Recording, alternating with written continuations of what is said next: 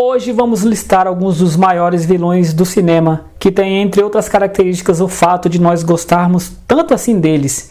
Por que será? Fica aqui que você vai entender por quê.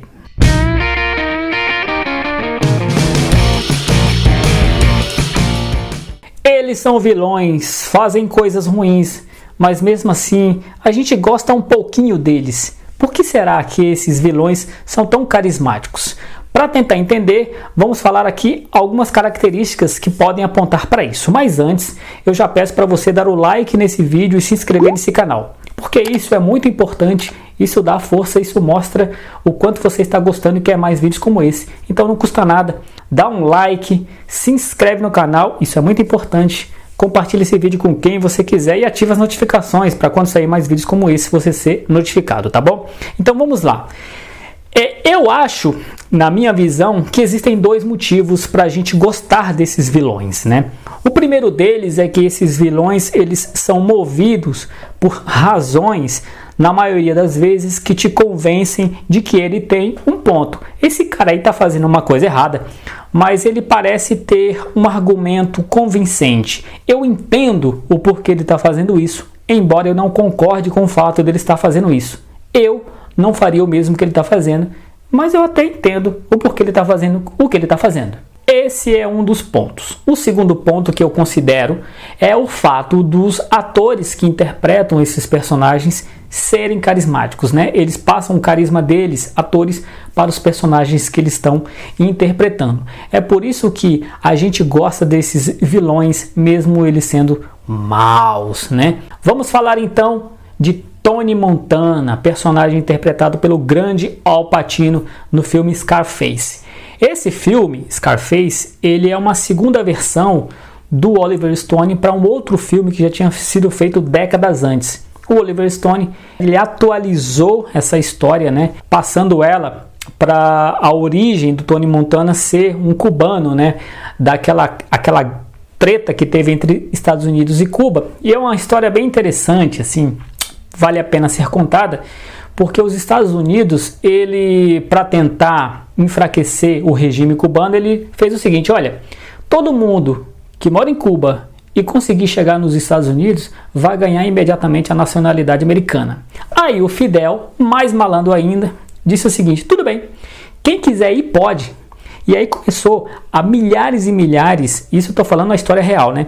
Milhares e milhares saírem de Cuba e irem para os Estados Unidos. O governo cubano, aproveitando que estava aquele monte de gente indo, pegou um monte de prisioneiros e colocou no meio para se livrar deles. E aí o filme Scarface, ele mostra esses cubanos chegando nos Estados Unidos, e o Tony Montana é um desses, um dos caras que lá tinha sido preso e foi jogado no bolo para ir para os Estados Unidos. Então ele começa por baixo, ele quer crescer na vida, ele é muito ambicioso, e aí você vê ele sendo humilhado pelos caras que são os mafiosos, assim, os bandidões mais conhecidos, assim, dão uma bela de uma humilhada nele. E aí ele resolve desbancar todo mundo, e você vê durante o filme toda essa ascensão do Tony Montana, né? Então, e aí, como eu falei, né, o carisma do Al Pacino passa pro personagem. E aí a gente vê um filme muito bem contado, né, pelo grande Oliver Stone. E esse filme tem uma das frases mais icônicas do cinema, né? Say hello to my little friend. Okay. Do you want to play rough? Okay. No. Say hello to my little friend. You want to play rough? Okay. Okay. You like that? Huh? You want more?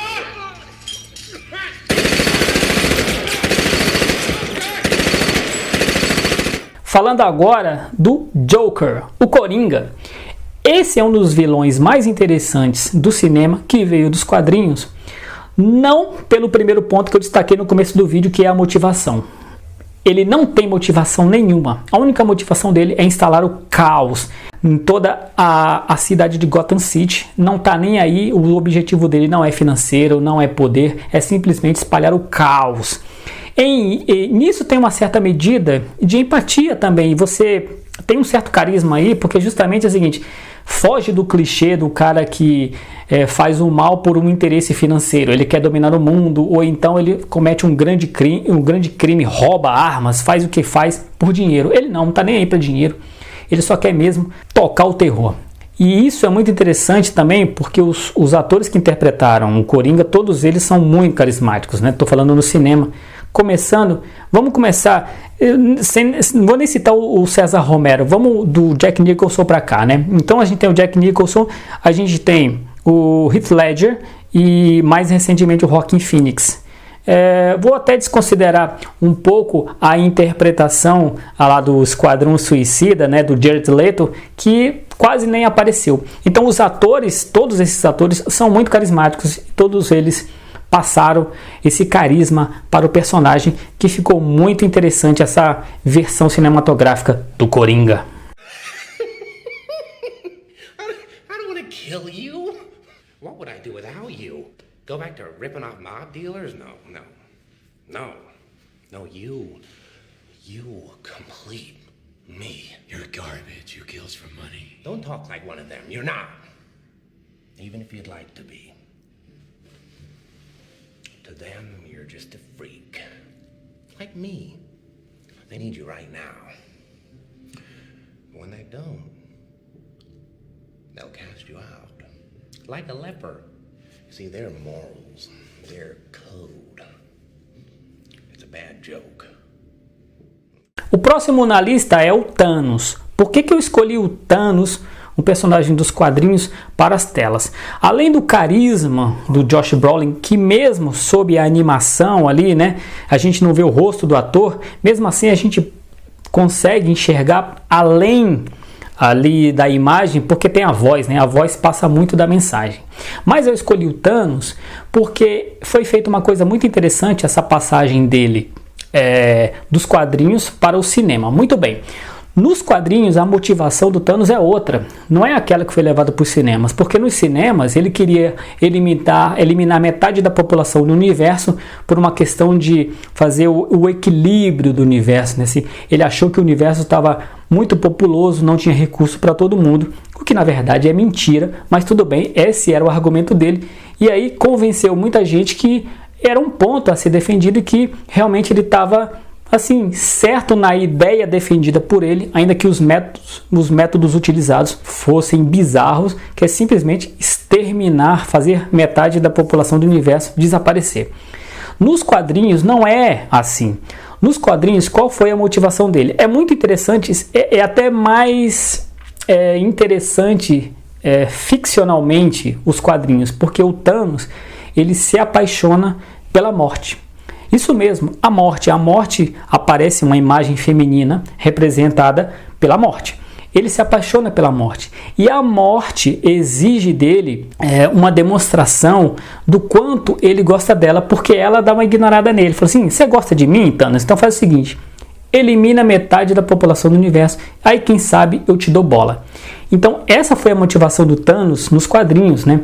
Foi agradar a morte, né? Então ele foi atrás das joias do infinito, conseguiu, que foi eliminar metade da população do universo com um estalar de dedos, apenas para agradar a morte por quem ele estava apaixonado. Então veja que diferença tem dos quadrinhos para o cinema. No cinema ficou uma coisa mais crível, diferente do que é nos quadrinhos, e por isso que eu achei interessante trazer esse vilão aqui, até porque nos últimos anos, desde que estreou o Guerra Infinita, na verdade, desde toda essa saga da Marvel no cinema está sendo contada, o Thanos ganhou uma proporção tão grande a ponto de ser comparado com outros grandes vilões do cinema. Então fica aqui também registrado Thanos, um dos maiores vilões do cinema. Titan was like most planets. Too many mouths, not enough to go around. And when we faced extinction, I offered a solution. Genocide. But random, dispassionate, fair to rich and poor alike. They called me a madman. And what I predicted came to pass. Congratulations, you're a prophet. I'm a survivor. Who wants to murder trillions. With all 6 stones, I could simply snap my fingers. They would all cease to exist. I call that mercy.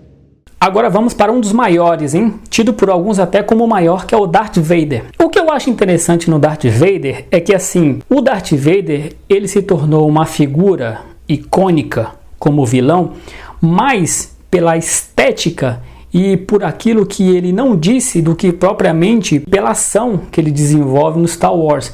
Porque assim, ele é uma figura muito enigmática, ele tem um capacete que ele nunca tira, não se vê o rosto dele, então a presença dele, né, é muito alto, todo de preto, que na maioria das vezes aparece silencioso, ele apenas executa, inclusive ele serve a um ser supremo, né, que é o Palpatine, inclusive, então assim, nesse aspecto, ele é quase que assim, um subalterno, ele não é o vilão principal, mas ele rouba a cena justamente pela figura estética dele, né? Pela figura de cena que ele toma e pela proporção que a partir de um determinado momento parece que toda a história gira em torno dele, né? Mas as frases, aquilo que ele diz não é uma coisa assim tão impactante no sentido do mal, assim. Na verdade, a frase mais famosa dele, na verdade, revela uma coisa até muito humana dele, né? Quando ele fala pro Luke que ele é o pai dele. Então, mas ainda assim ele entrou para a história como um dos maiores vilões e em algumas listas ele encabeça como o maior vilão de todos os tempos. E fica aqui o registro dele, o Darth Vader. He told me you killed him. No. I am your father.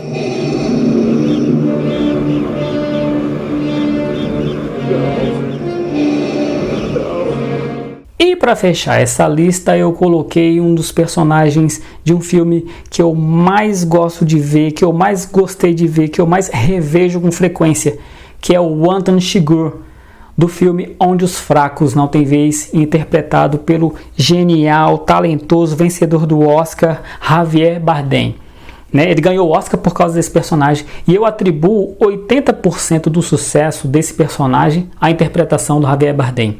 Inclusive a caracterização dele, né, do figurino, né, e principalmente o cabelo dele, né, tá muito interessante assim, e a presença dele, esse sim, né, tem um olhar enigmático, as ações dele, um modo totalmente inusitado, próprio, singular dele agir, segundo os princípios dele próprio, assim, ele não respeitava sequer quem tinha enviado ele para fazer um serviço, né, nesse filme. Então ele tem as cenas mais legais, os discursos mais legais, né, aquela cena que ele está no dono do posto de gasolina, né, que ele gira a moeda. 1958. It's been traveling 22 years to get here. And now it's here. And it's either heads or tails. And you have to say, call it. Well, look, I need to know what I stand to win. Everything. How's that? You stand to win everything, call it. All right. Heads, then. Quem descreve ele perfeitamente no próprio filme é o personagem do Woody Harrelson, que foi contratado para matar o personagem do Javier Bardem, o Anton Chigurh. He's a peculiar man. You might even say he has principles that transcend money or drugs or anything like that. He's not like you. Yeah. He's not even like me.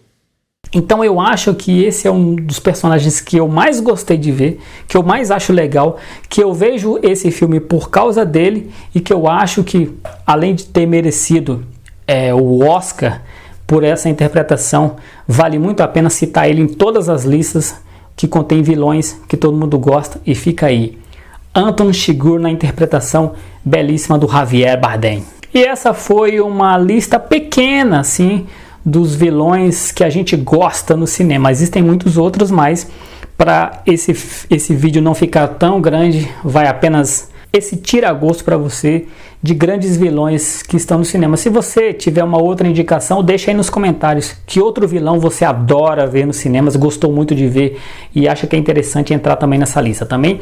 Eu também peço para você dar o like nesse vídeo, se inscreva no canal, é importantíssimo para mim, além de você ativar as notificações e compartilhar esse vídeo com quem você quiser. Eu fico por aqui e nós nos vemos no próximo vídeo, tá bom? Até lá!